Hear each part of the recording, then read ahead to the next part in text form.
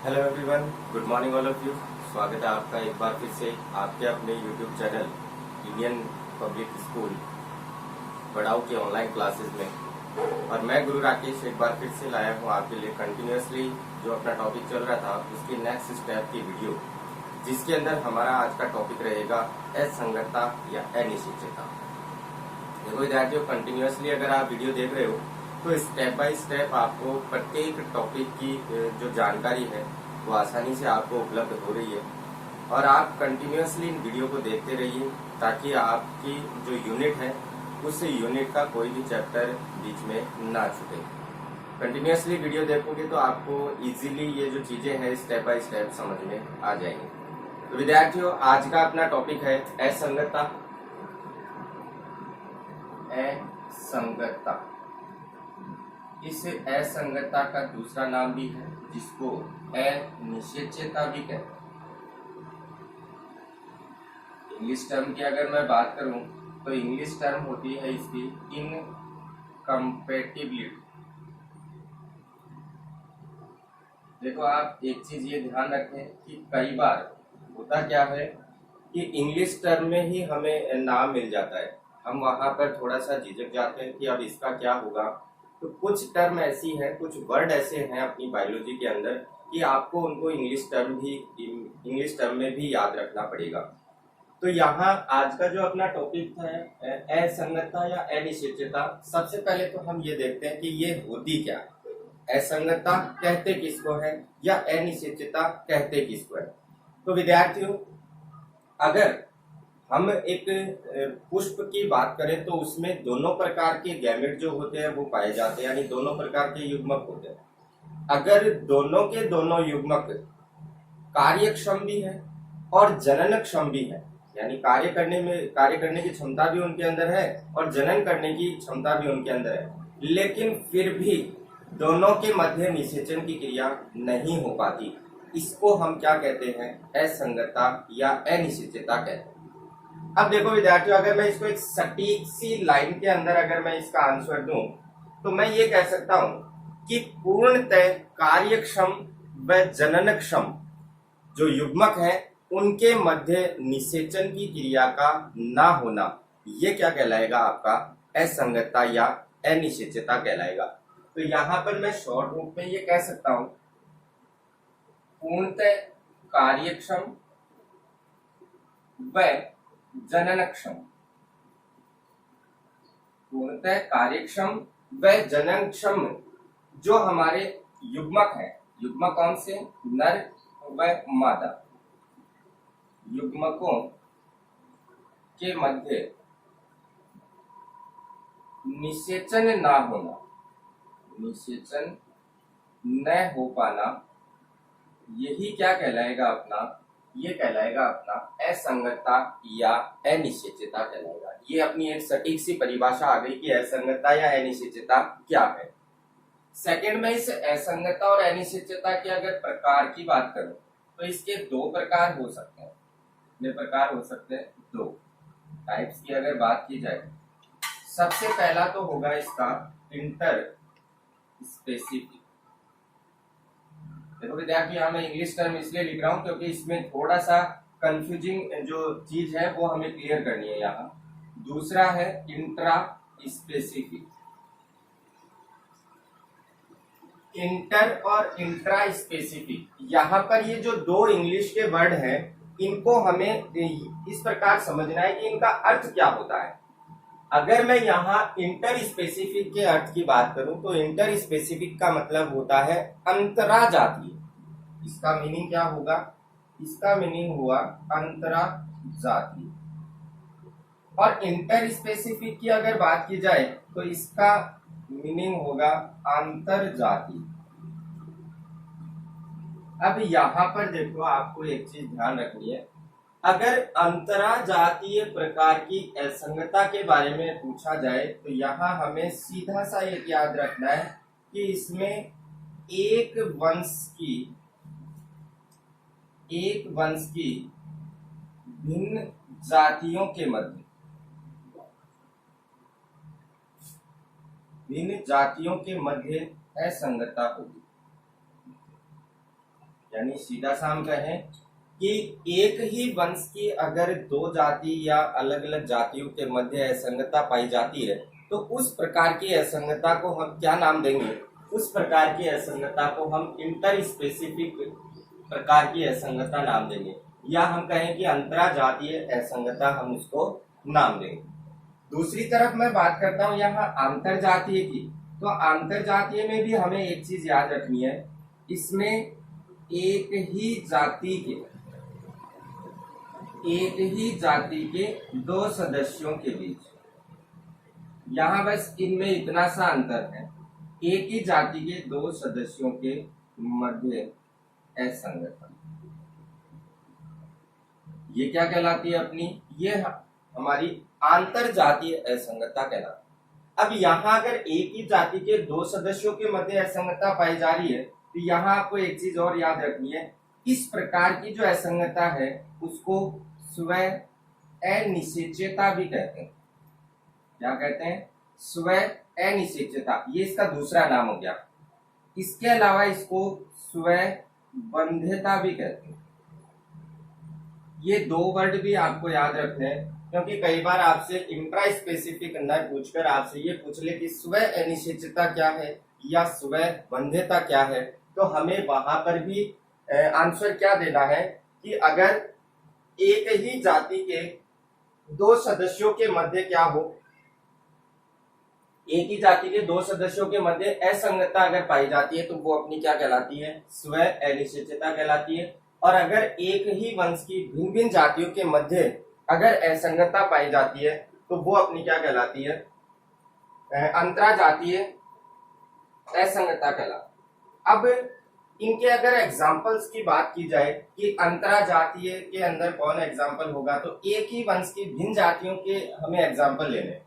तो यहाँ पर एग्जाम्पल अपना एक तो हो जाएगा ब्रेसिका कैम्पेस्ट्रिस,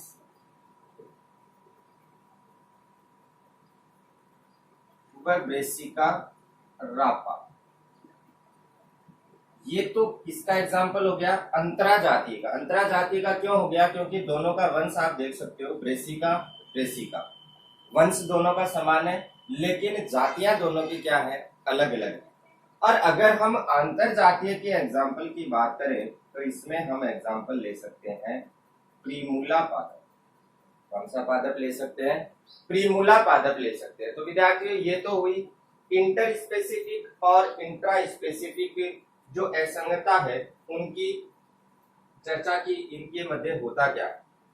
अब यहाँ पर हम असंगतता पढ़ रहे हैं तो हम अपने दिमाग के अंदर एक ये क्वेश्चन घूम रहा होगा कि आखिर ये असंगतता उत्पन्न होती किसके कारण है।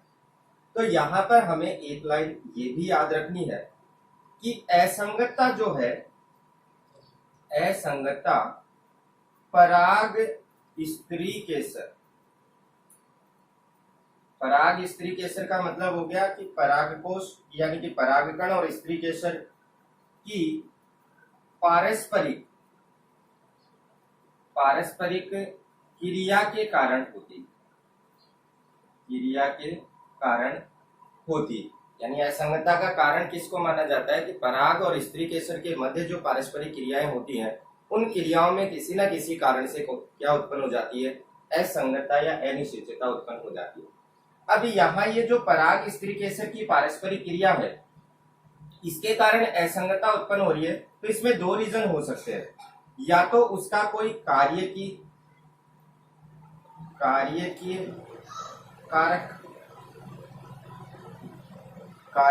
कारक या उसका आकारिकीय कारक इसके लिए जिम्मेदार हो सकता है। आकारिकीय कारक, ये दोनों प्रकार के कारक इस असंगतता के लिए क्या हो सकते हैं? जिम्मेदार हम इनको इस असंगतता के लिए ठहरा सकते हैं। तो असंगतता पराग स्त्री केसर की पारस्परिक क्रिया के कारण या उनके मध्य होने ये जो कार्यकीय और आकारिकीय कारक हैं ये उसके लिए जिम्मेदार हो सकते हैं।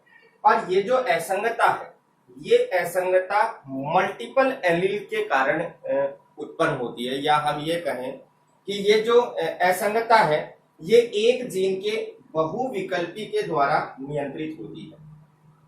यहाँ एक पॉइंट ये भी अपने पास आ गया, एक जीन के बहुविकल्पी के द्वारा नियंत्रित होती, यानी मल्टीपल एलील्स जो है उनके द्वारा ये क्या की जा सकती है, कंट्रोल की जा सकती है। तो ये तो विद्यार्थियों हमने देखा कि असंगतता है क्या, असंगतता के प्रकार क्या होते हैं, या ये किसके कारण उत्पन्न होती है, इसको नियंत्रित किसके द्वारा किया जा सकता है। अब यहाँ पर हमारे पास दो चीजें और हैं। हमारे पास यहाँ एक वर्ड आया स्व अनिश्चितता। इस स्व अनिश्चितता के बारे में अगर अपन देखें तो हम दो चीजें कह सकते हैं। यदि स्व अनिश्चितता किसके कारण उत्पन्न हो, या हम ये कहें कि स्व अनिश्चितता जो है अगर उसका नियंत्रण किसके द्वारा हो, अगर उसका नियंत्रण परागकण के द्वारा हो तो हम उसको युग्मकोद्भिदीय स्व अनिश्चितता कहेंगे। यानी सीधी सी भाषा में अगर मैं ये कहूं, यदि स्व अनिश्चितता का निर्धारण व नियंत्रण परागकण के जीन प्ररूप द्वारा हो, किसके द्वारा हो, परागकण के जीन प्ररूप द्वारा हो, तो हम उसे क्या कहेंगे, युग्मकोद्भिद या युग्मकोद्भिदीय अनिश्चितता, स्व अनिश्चितता।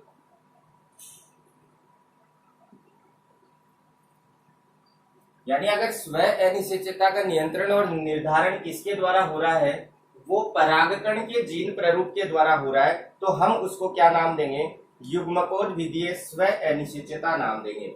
और दूसरी तरफ अगर इसका विपरीत हो, परागकण के जीन प्ररूप के द्वारा न होकर यदि निर्धारण किसका, स्व अनिश्चितता का निर्धारण व नियंत्रण किसके द्वारा हो, बीजाणुद्भिद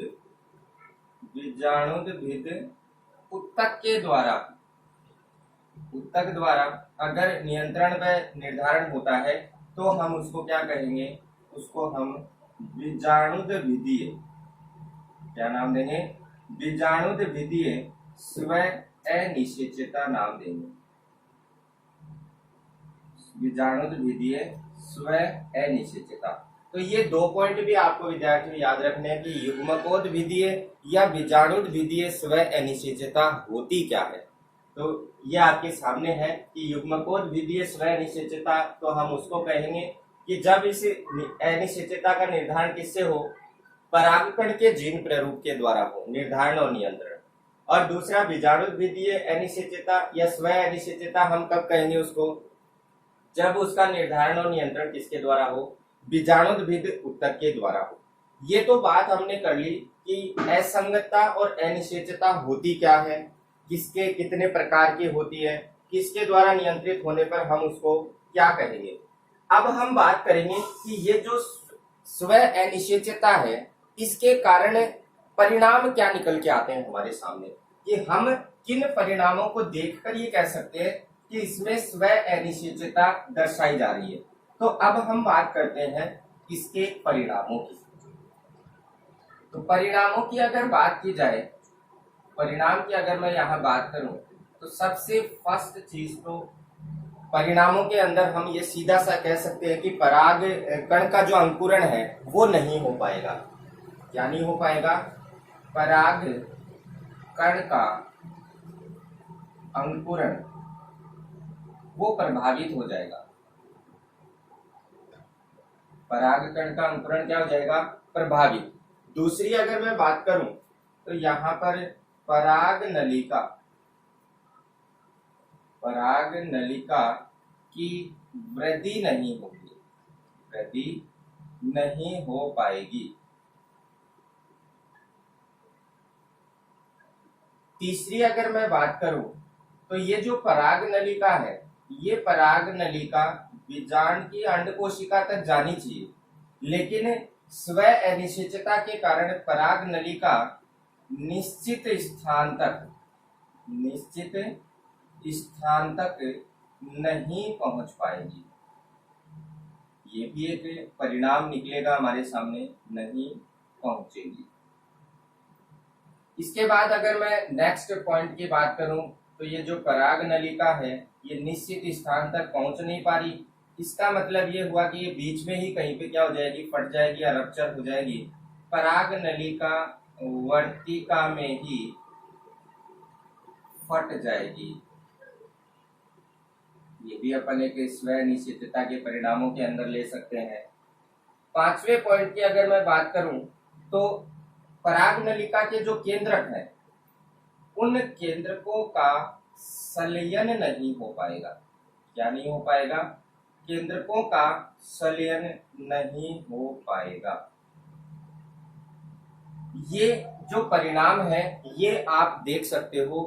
अगर पादप में स्व अनिश्चितता या स्व बंधितता पाई जाती है तो आपको पादपों में ये परिणाम देखने को मिलेंगे। आप इन परिणामों को देखकर आसानी से बता सकते हो कि पादप में क्या पाई जा रही है, स्व अनिश्चितता पाई जा रही है। तो विद्यार्थियों, ये तो था अपना असंगतता का टॉपिक, छोटा सा जो हमने डिस्कस किया। असंगतता की परिभाषा हमने देखी, असंगतता के प्रकार हमने देखे, उन प्रकारों के बारे में हमने समझा और स्व अनिश्चितता के परिणाम क्या हो सकते हैं वो हमने देखा। इसके बाद नेक्स्ट जो अपना टॉपिक है उसके ऊपर मैं चर्चा करता हूं। अपना टॉपिक है नेक्स्ट फर्टिलाइजेशन। सेकेंड टॉपिक की अगर बात करें तो टॉपिक का नाम है निषेचन। और निषेचन के बारे में हम भली भांति समझते हैं कि निषेचन होता क्या है। निषेचन का सीधा सा मतलब है नर और मादा युग्मक का आपस में फ्यूज होना या आपस में संलयित होना ही क्या कहलाता है, फर्टिलाइजेशन या निषेचन कहलाता है। तो यहाँ सीधा सा मैं कह सकता हूँ नर व मादा युग्मक का संलयन। संलयन का मतलब यहाँ वही जुड़ना होगा। नर और मादा युग्मक का संलयन होना ही क्या कहलाएगा, आपका निषेचन कहलाएगा। अब इस निषेचन के बारे में सबसे पहले जो एक वैज्ञानिक था जिसका नाम था स्ट्रासबर्जर। इस स्ट्रासबर्जर नामक वैज्ञानिक ने इस निषेचन की क्रिया को सर्वप्रथम प्रीमूला पादप में समझाया। कौन से पादप में समझाया था? प्रीमूला पादप में। तो यहाँ एक शॉर्ट टाइप क्वेश्चन भी बन सकता है कि निषेचन के बारे में सर्वप्रथम अध्ययन किसने किया या निषेचन के बारे में सर्वप्रथम बताया किसने था। तो अपना वहां पर राइट आंसर क्या होगा, निषेचन के बारे में सर्वप्रथम बताया किसने, स्ट्रासबर्जर ने बताया। कौन से पादप में बताया? प्रीमूला पादप के अंदर बताया था। ये तो हुई विद्यार्थी निषेचन की छोटी सी जो परिभाषा थी उसकी बात। अब अगर हम पादपों के अंदर इस निषेचन की क्रिया को समझना चाहें तो हम इसको कुछ पॉइंटों के माध्यम से समझ सकते हैं। जैसे मैं यहाँ सबसे पहले एक छोटा सा पॉइंट ले लेता हूँ कि पराग कणों का अंकुरण या उनकी जो वृद्धि है वो कैसे होती है, या हम ये कहें कि पराग कण का अंकुरण होने के बाद पराग नलिका की वृद्धि कैसे होती है। तो नेक्स्ट अपन इस निषेचन की क्रिया को समझने के लिए पॉइंट लेंगे पराग कणों का अंकुरण व पराग नलिका की वृद्धि। इस पॉइंट से हम निषेचन को समझने का प्रयास करेंगे। तो विद्यार्थियों यहाँ सबसे पहला पॉइंट है अपने पास पराग कणों का अंकुरण। तो सीधी सी बात है, पराग कण के अंकुरण के लिए सबसे पहले पराग कण का पराग कोश से निकलकर कहाँ आना जरूरी है, वर्तिका के ऊपर आना जरूरी है, वर्तिकाग्र के ऊपर आना जरूरी है। जब तक पराग कण वर्तिकाग्र के ऊपर नहीं आएंगे वो अंकुरित नहीं हो पाएगा, या हम ये कहें कि निषेचन की क्रिया नहीं हो पाएगी। परागण की क्रिया हम पीछे की जो वीडियोस हैं उनमें हम देख चुके हैं कि परागण होता क्या है, किस प्रकार से होता है, कितने प्रकार का होता है। परागण की क्रिया में यही प्रोसेस होती है कि परागकण वर्तिकाग्र तक पहुंचते हैं, और इस क्रिया को ही हम क्या नाम दे रहे थे, परागण की क्रिया कह रहे थे, या पॉलिनेशन जो है वो हम इसको कह रहे थे। पराग कणों के अंकुरण को हमें समझना है। तो पराग कण के अंकुरण के लिए सीधी सी बात है, सबसे पहले पराग कण कहाँ पहुंचेगा, वर्तिकाग्र के ऊपर पहुंचेगा। अब वर्तिकाग्र के ऊपर जब परागकण पहुंच जाता है तो वर्तिकाग्र के द्वारा कुछ पदार्थ स्रावित किए जाते हैं और उस वर्तिकाग्र के द्वारा स्रावित पदार्थों के अंदर रेजिन,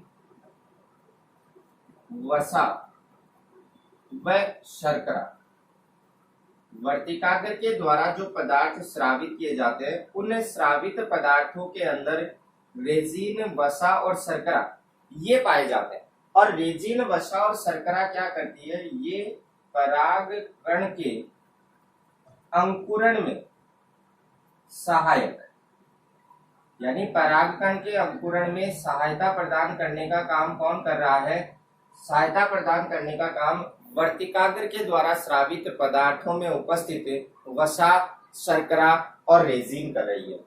तो विद्यार्थियों, अब परागकण के अंकुरण के लिए ये क्या हो गए, ये वर्तिकाग्र के द्वारा स्रावित पदार्थ जो है वो उस परागकण के लिए एक अनुकूल जो माध्यम है वो क्रिएट कर रहे हैं, ताकि परागकण आसानी से क्या हो सके, अपनी ग्रोथ कर सके, अपनी वृद्धि कर सके और उस परागकण से क्या निकल जाए, पराग नलिका निकल जाए।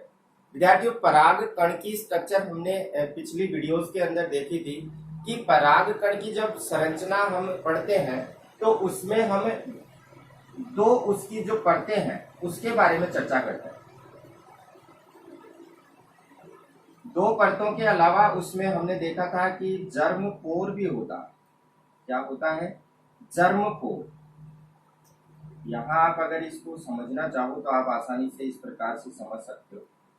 ये हमने देखा था कि परागकण की स्ट्रक्चर में इस प्रकार की संरचना पाई जाती है। ये तो क्या था, एक्साइन था, यानी कि बाह्य चोल।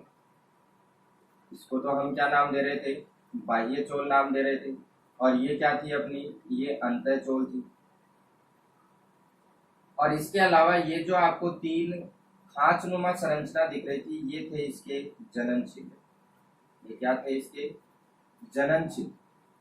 अब होता क्या है, पराग नलिका का निर्माण कब होगा, ये एक परागकण है। अब मान लो कि ये परागकण कहाँ पहुंच गया, वर्तिकाग्र के ऊपर पहुंच गया और वर्तिकाग्र के ऊपर उसे क्या मिल गए, रेजिन, वसा और शर्करा मिल गए। इसका मतलब इस परागकण को अंकुरण के लिए जो अनुकूलन चाहिए थे वो अनुकूलन उसे वहां मिल चुके हैं।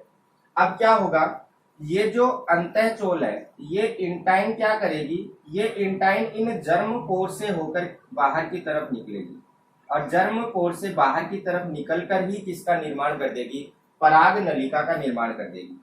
इसको हम क्या नाम दे देंगे, अब पराग नलिका नाम दे देंगे।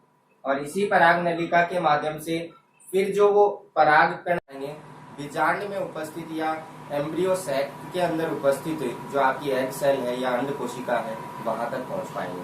तो ये परागकण के बारे में हमने पिछली वीडियोस के अंदर देखा है। यहाँ दोबारा से इसका नाम आया तो मैंने थोड़ा सा विस्तृत आपको समझा दिया कि पराग नलिका किस प्रकार से डेवलप होती है। पराग नलिका के अंदर ये जो जनन छिद्र है परागकण की संरचना में, इनसे होकर अंतःचोल जो है वो बाहर की तरफ निकलती है और किसका निर्माण कर देती है, पराग नलिका का निर्माण कर देती है। इसके बाद अगर विद्यार्थियों में बात करूं कि ये पराग नलिका जब परागकण अंकुरित होता है तो यहाँ पर एक छोटा सा पॉइंट हम देखेंगे।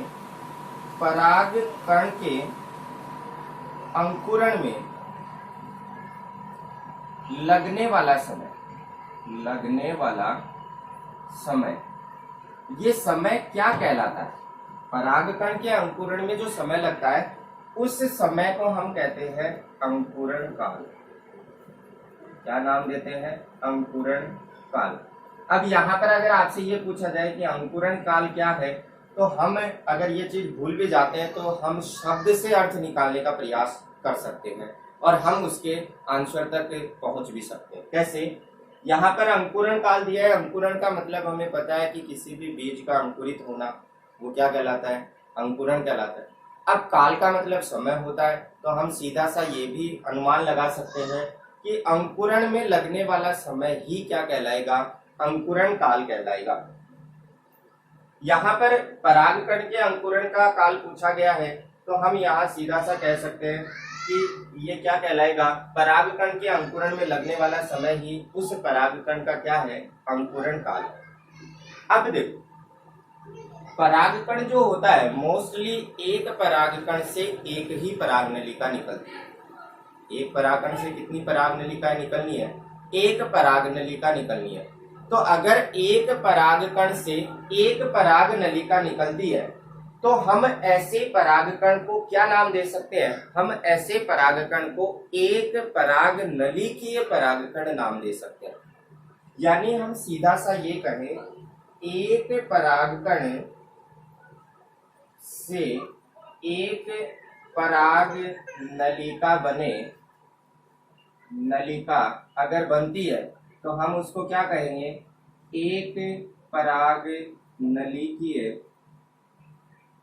परागकण। क्या नाम देंगे? एक पराग नलिकीय परागकण। और अगर एक परागण से एक से अधिक पराग नलिका निकलती है तो हम इसको क्या नाम दे देंगे? बहु पराग नलिकीय पराग। क्या नाम दे देंगे? बहु पराग नलिकीय परागकण हम उसको नाम दे सकते हैं।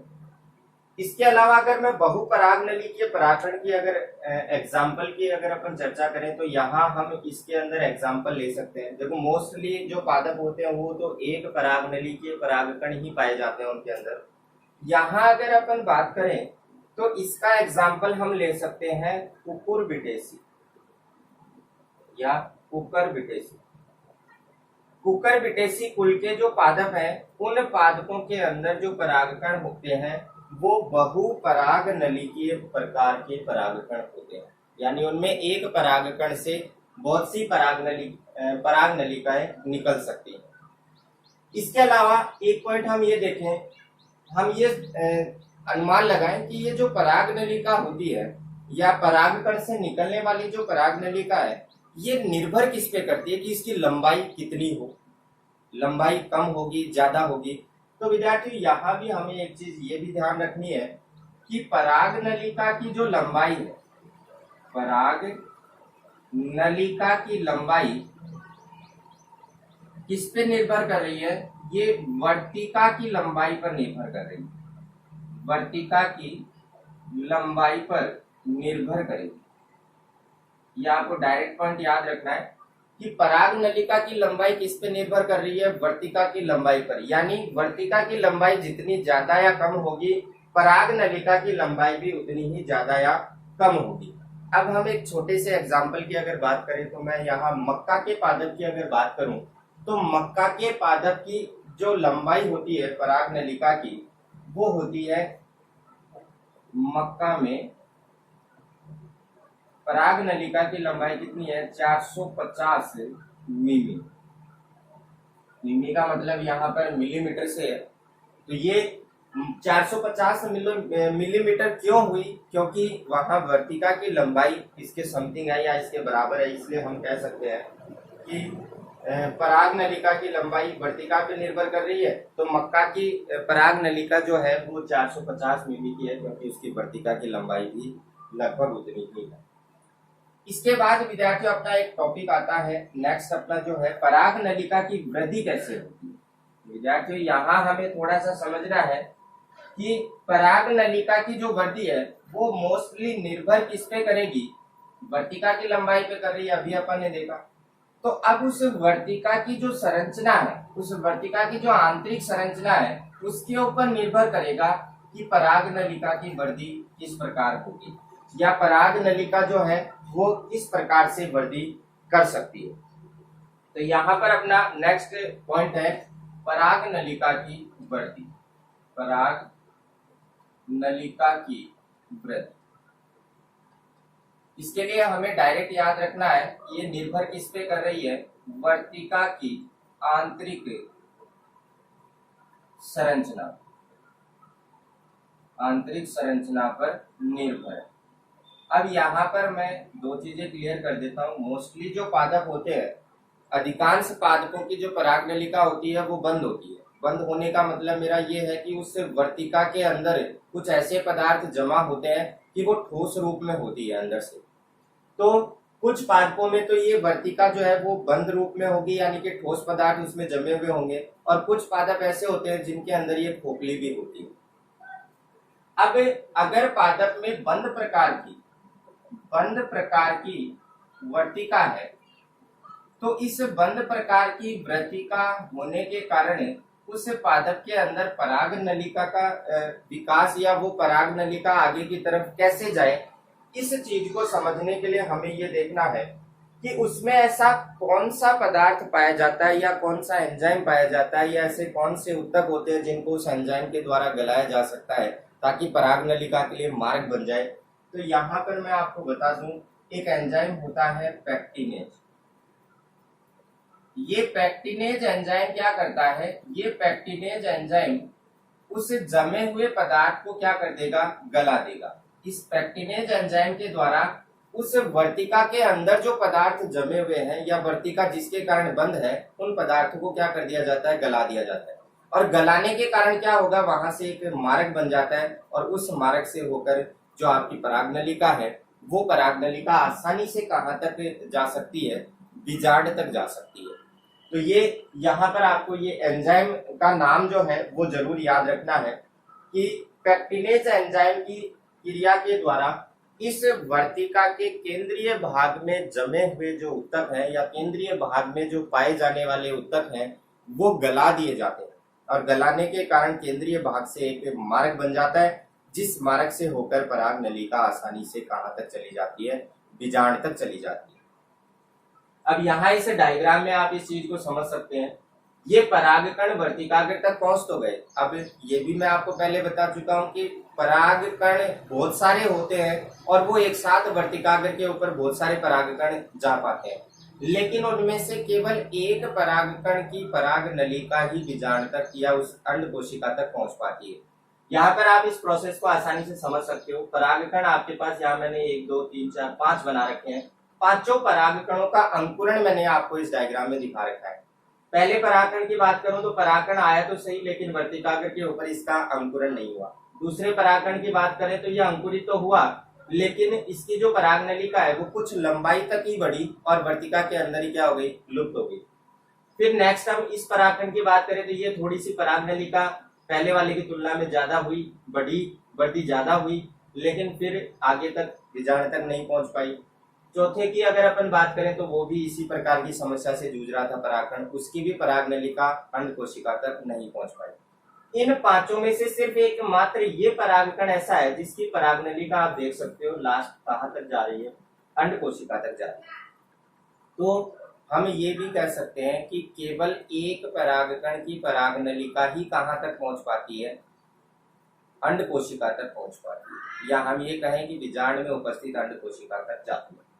अब दूसरा आपसे ये पूछ लिया जाए कि कॉमन सेंस का सा क्वेश्चन है कि पराग नलिका की वृद्धि होती किस तरफ है। बताओ विद्यार्थियों, पराग नलिका की वृद्धि किस तरफ होगी। डायग्राम से देख के पता चल रहा है कि पराग नलिका वर्तिकाग्र से अंडाशय की तरफ जा रही है, यानी ये पराग नलिका नीचे की तरफ आ रही है। इसका मतलब सीधा सा हम कह सकते हैं, कॉमन सेंस है कि पराग नलिका की वृद्धि किसकी तरफ होती है, अंडाशय की तरफ होती है। तो यहाँ अपने पास ये क्वेश्चन निकल के सामने आ गया कि पराग नलिका अंडाशय की तरफ वृद्धि करती है, इसकी तरफ करती है, अंडाशय की तरफ वृद्धि करती है। इसका मतलब इसकी वृद्धि जो है वो एक दिशीय भी, एक दिशा यानी अंडाशय की तरफ ही ये वृद्धि करती है, ये हमेशा अंडाशय की तरफ ही होगी। और दूसरी अगर मैं बात करूं कि वर्तिका, अंडाशय और बीजांड के अंदर जो रसायनोवर्ती कारक होते हैं, इसके अंदर वर्तिका, अंडाशय व बीजांड, इसके अंदर जो रसायनानुवर्ती